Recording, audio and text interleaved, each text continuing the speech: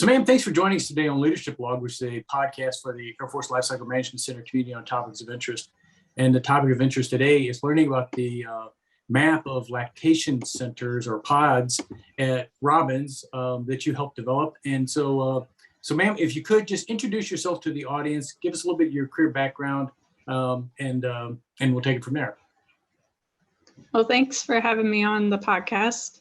My name's Megan Kane, and I've been working for the Air Force for about 10 years. I spent about 4 years with F-15s, working F-15 structures, then about 4 years with Commodities Maintenance Group at Robins, and most recently I've been part of the Armament Sustainment Group at Robins. So my entire Air Force career has been at Robins. In regards to the Women's Initiative team at Robins, I joined them in May of 2021, and I got the idea after attending the first Women Air and Space Power Symposium. So explain a little bit about the Women's Initiative team. What is that? How many members do you have there at Robins? Is it only at Robins or is it other bases? Give us a little background on that. There is a Air Force Women's Initiative team, and that's been around for a while now. I can't give you the exact date. I think it's 2008. So they've been around, and they're the ones that have changed a lot of those recent updates to the hair regulations, implementing maternity uniforms, things like that. So they're doing stuff at the Air Force level. And more recently, installations have been starting their own. They're calling them Women's Initiative teams. And it's the same idea. You take a barrier analysis working group, which is what the WIT is, and do it at the base level. So things that are a little more specific to our base, we're able to address at our level. That's great. Help us understand a little bit. So one of the initiatives was these lactation pods. Can you explain a little bit about those? So the Air Force has recently turned in some regulations to regulate how the lactation rooms are set up and what needs to be in them. Originally, there was a memo that went out in 2019. It was updated in 2020. And most recently, in August 2021, we got our first Air Force instruction, which is AFI 36-3013. It's only 12 pages, so it's not that long of a read. But it goes over what you need to put in a lactation room and who's responsible for setting it up, taking care of it, all of that. Just to give you a highlights version of what's required for a room. They have to be able to lock from the inside, have comfortable temperatures, adequate lighting, proper ventilation, and electrical outlets. And when it comes to equipping the room, really all that's needed is comfortable seating and a table or flat surface other than the floor. So if you're in an office environment, you probably have a space like that in your area already. Robins has been slowly adding rooms, and it's been very ad hoc from at least in my area. So when someone needed a room, then a room was set up. And this is the first time we've collected all of the room data for the base. And we ended up with having more than 40 rooms on the base, which was great. I think we're heading in the right direction. Okay, and so now we've talked about rooms, and I mentioned pods. So it could be just an existing room within a building, correct, that meets those characteristics, or the pod is like a kind of a ready-made thing that's like an insert, like a box. Is that correct, or right? Am I describing it right? Or? Right. The main pods that you'll see out there are from a company called Mamava. You might have seen them in airports. That's a big place where they have them. And the big benefit to them is as long as you have the space to hold it, all you need to do is plug it into the wall to give it the power for lighting. it has a way to coordinate use, getting access to the room. So if you have the space and the money to buy it, of course, then that's a good route to go if you don't have the CE, if CE can't build a room for you. Right. And so you mentioned at Robins, you've got like 40 such of these rooms now. So with that, you need to advise people or let people know about the availability, correct? So is that what led to kind of the map that you were talking about? Right. So I was, my journey through using lactation rooms and all of that was February 2019 to 2020, so before pandemic times. And my first real need for finding lactation rooms was actually, I was going on a trip to Europe, and I had to find rooms where I could be away from public to pump. And Mamava actually has an app where you can search any area and it'll tell you where lactation rooms are in that airport or that building. So you can go on there, find where the rooms are, and then you know where you're going before you get there, which is helpful. It relieves stress. So that was my first inspiration for doing something for Air Force, because the Mamava app is more so for public access rooms. Yeah. There was a second idea that came up on Spark Tank or one of those similar platforms from a active duty person at Robins. Her name is Major Busy. And she had mentioned the idea of having like a PDF Robins Air Force Base lactation room map. So I combined those two ideas to build our map. There was also some inconsistencies when we were doing our surveys to find all of the rooms. We first went out to all of our facility managers, and I would see some facility managers for the same building giving different answers for our questions on if there was or wasn't a lactation room. So it seemed that units weren't necessarily communicating together, and the map gave an option for the units to see that, yes, there is a room in this part of the building. Maybe we can work together and share resources. Mm-hmm. I think a lot of the time, at least right now, before this map, there's a scarcity mindset. We thought there's maybe 1, 2. We only knew about our lactation room, our personal one. So this shows that the units, that there's more out there than they thought. And it gives us a chance to work together. Yeah, so I mean, initially you were talking about kind of an ad hoc system. So a member of the unit says, hey, I need to use this, a room like this. And so the organization sets one up. And that's all well and good in your normal work center. But what if you go to meetings in other buildings or something like that, and you have the need, because this can occur, correct? I mean, for a woman who sometimes might be out someplace else and have the need to pump. Is that correct? Or right, that's happened. I know of at least one story where they were having a conference in our general Robins conference center. Individual needed a lactation room. She was planning on going back to her office to do that, come back. But all that transportation time to do that, she was going to be missing out into parts of the conference or missing out on her lunchtime, one of the two. And they looked on the map and they saw there was a lactation room in that building. So she was able to use that and cut out all that travel time and that added stress of trying to find a place to use the room. And the same goes for any sort of trainings. Mm-hmm.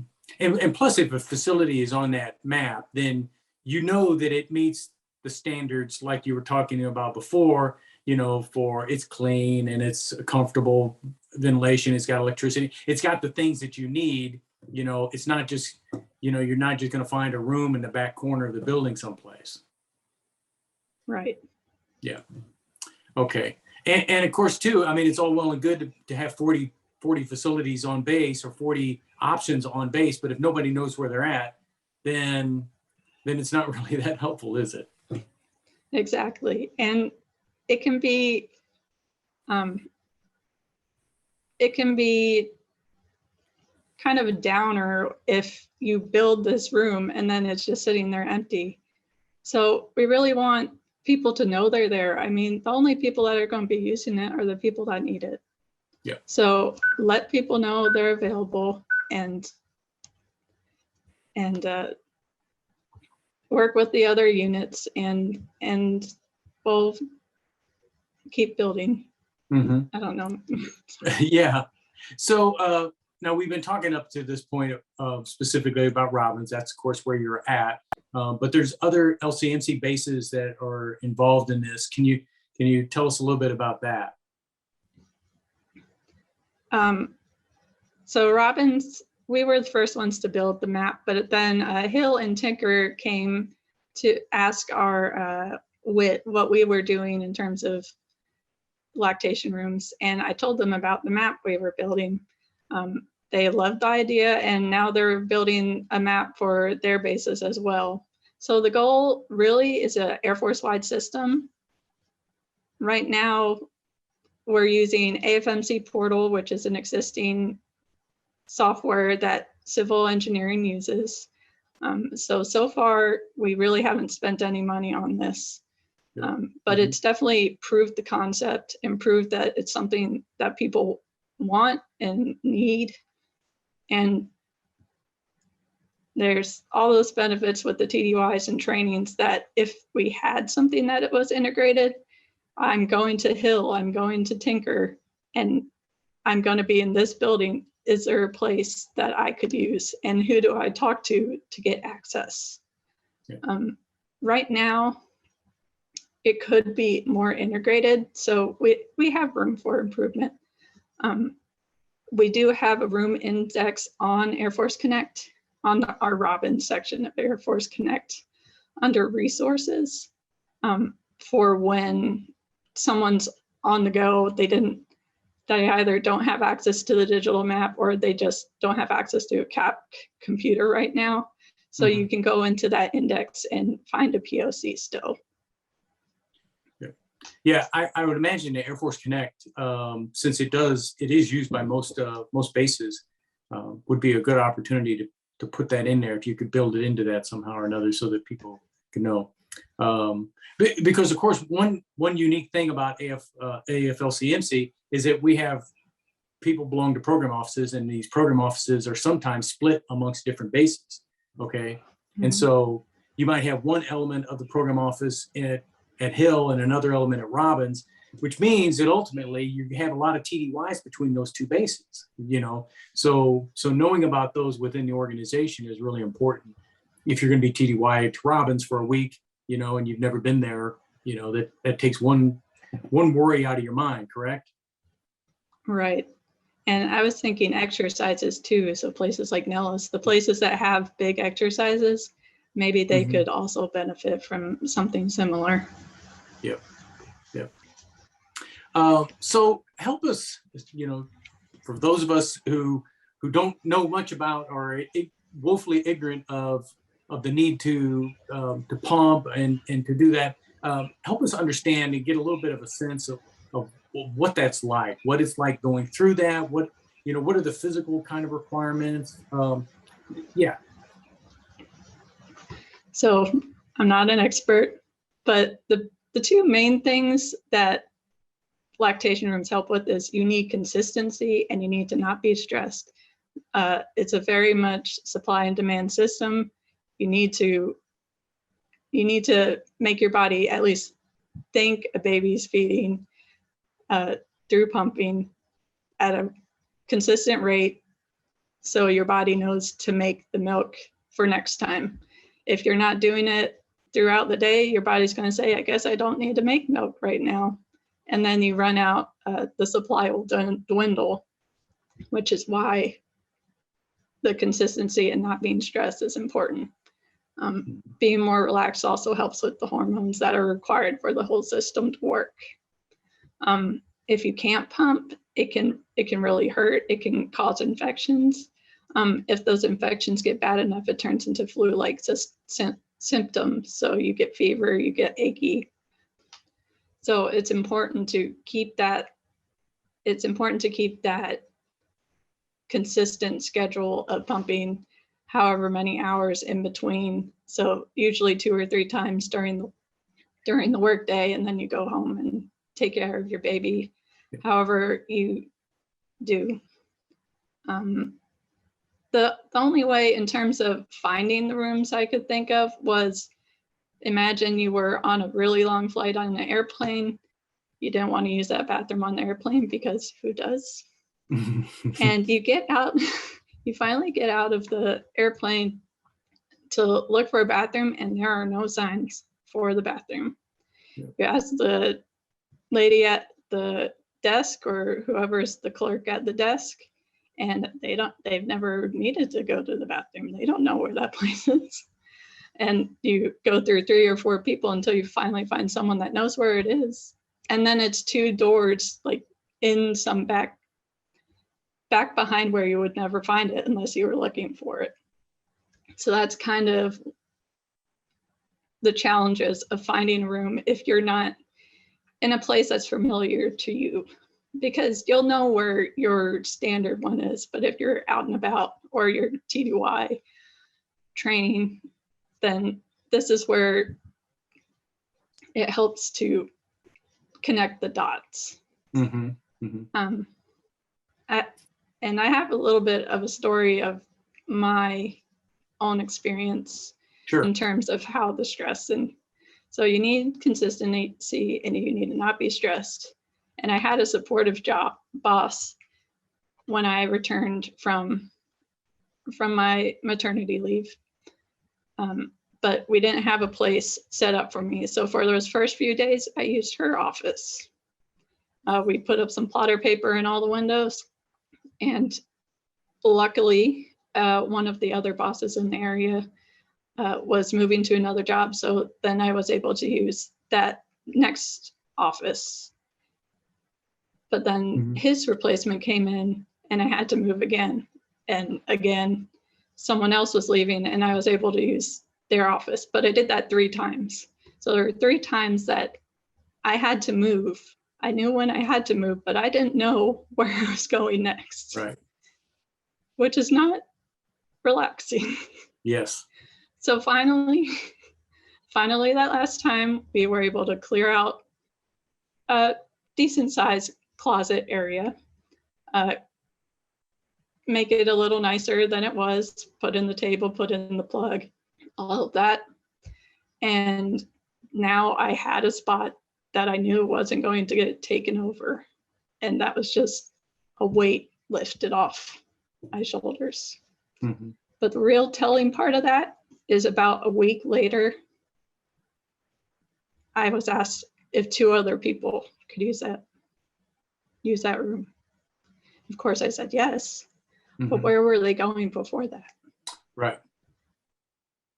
Yeah, I mean, and you're right. I mean, it's a real quality of life thing, isn't it? I mean, and I can see the challenge getting a little bit bigger because, you know, more and more organizations are going to like a lot of hoteling space and things like that. And so private offices are getting to be a little bit rarer from time to time. So having a dedicated place, you know, is really something that organizations need to think about and plan for.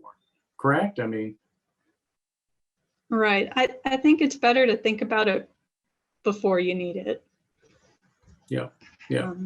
Because granted, I mean, a lot of people are still teleworking and that's right. And that's fine. But you know, a lot of people are coming back into offices, and so it's something that we need to consider and be prepared for. Right. So what I recommend is at least think about it.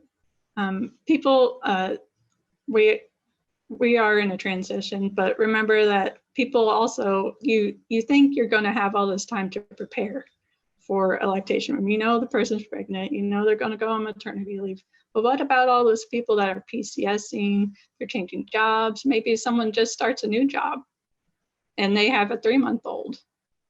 They might need that lactation room as soon as they start work.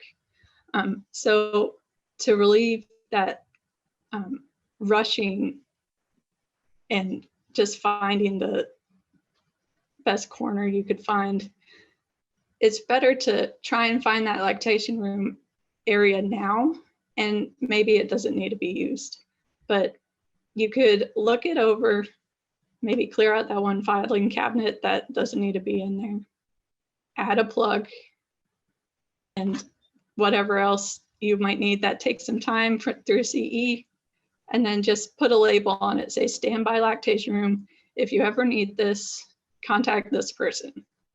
And then it's going to take a lot less time and effort to get that ready for someone that needs it.